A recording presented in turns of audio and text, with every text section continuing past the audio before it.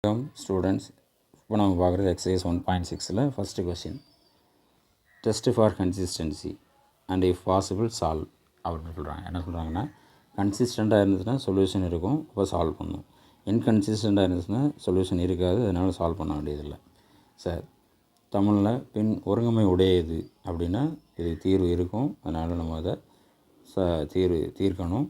ஒருங்கமை அற்றது அப்படின்னா தீர்வு இருக்காது, ஸோ அதை அப்படியே விட்டுடலாம். சார், முதல்ல அது ஆக்மெண்டட் மேட்ரிக்ஸ், விரிவுபடுத்தப்பட்ட அணி ஏ பார் பி.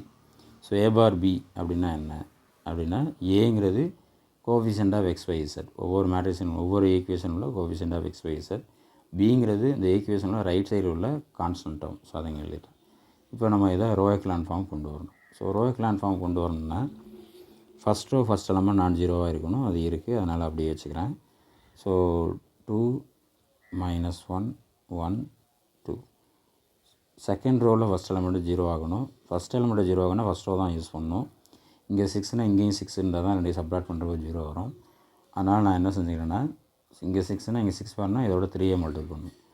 அப்போது R2 அப்படியே வச்சுக்கிறேன், R1 3ஆல் மல்டிபிள் பண்ணுறேன். ரெண்டுமே சேம் சைன், ப்ளஸ்ஸுங்கிறதுனால சப்ராக்ட் பண்ணுறேன். சார், R2 என்னது 6 -3 3 6. R1 3ஆல் மல்டிபிள் பண்ணால் 6 -3 3 6.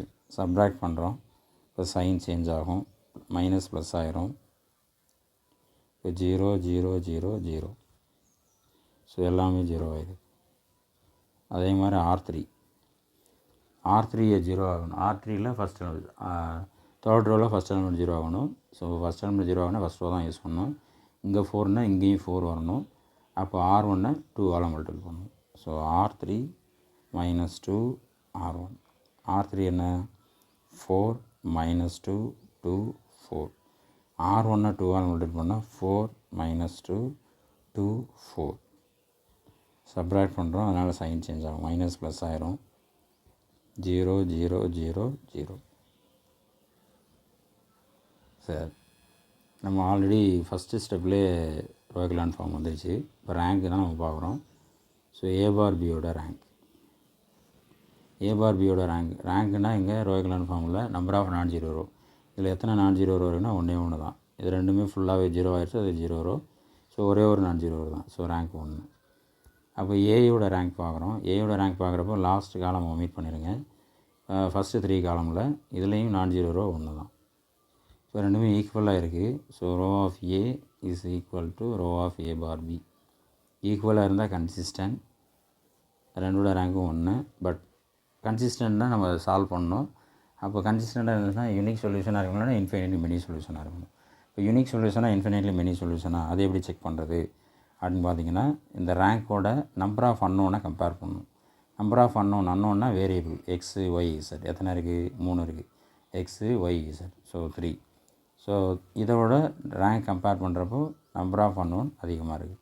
இப்போ 1 less than 3. So number of unknown. அப்போ நம்பர் ஆஃப் அன்னோட கம்மியாக இருந்துச்சுன்னா இன்ஃபைனைட்லி மெனி சொல்யூஷன்.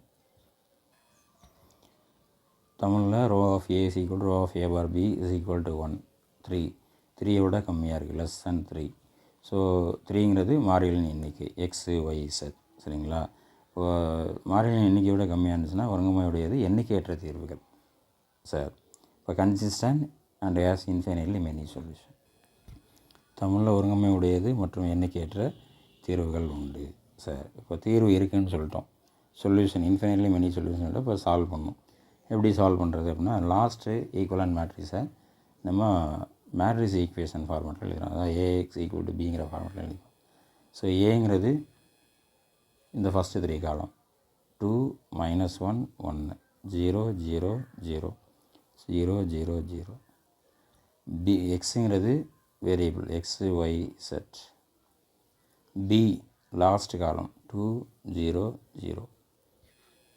இப்போ இதை சால்வ் பண்ணுறதுக்கு முன்னாடி நம்பர் ஆஃப் அன்னோனோட ரேங்க் எத்தனை நம்பர் கம்மியாக இருக்குன்னா 2 நம்பர் கம்மியாக இருக்குது. இப்போ 2 நம்பர் கம்மியாக இருந்துச்சுன்னா 2 வேரியபிளுக்கு வேல்யூ நம்மளாக அசியூம் பண்ணிக்கணும். இப்போ நான் என்ன எடுத்துக்கிறேன் அப்படின்னா, Y is equal to S, Z equal to T. இல்லை K1 K2 அப்படின்னு கூட எழுதிக்கலாம். For every S, T belongs to R. இப்போ எஸ்ஸும் டியும் எனி ரியல் நம்பர் அப்படின்னு சொல்கிறோம். நம்மளாம் அசியூம் பண்ணுறோம் அது எனி ரியல் நம்பராக இருக்கும். சரி, இப்போ நம்ம என்ன செய்கிறோம், லாஸ்ட் 2 காலம் 0, 2 ரோ 0 தான், அதனால் இதை மட்டும் மல்டிபிள் பண்ணால் போதும். 2x minus y plus z equal to 2. 2x minus yங்கிறது s plus zங்கிறது t is equal to 2. So 2x is equal to 2 minus s right side வரப்போ plus s minus t plus t goes to minus t. So x is equal to 2 plus s minus t. இங்கே multiple இருக்குது, இது வரப்போ டிவைடில் வரும் 2. So the solution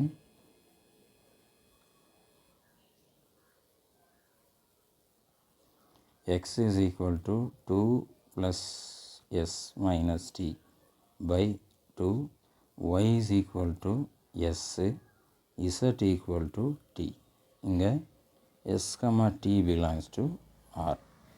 இப்போ இதில் 2 variable நம்ம value assume பண்ணதுனால இந்த சொல்யூஷன் என்னென்னு சொல்லணும்னா 2 பேராமெட்ரிக் ஃபேமிலி ஆஃப் சொல்யூஷன். தமிழில் 2 சாராமாறி குடும்ப தீர்வு அப்படின்னு சொல்லுவோம். சரிங்களா? It is 2 parametric family of solution, parameter family of solution. தமிழில் 2 சாராமாறி குடும்ப தீர்வு. Okay, thank you.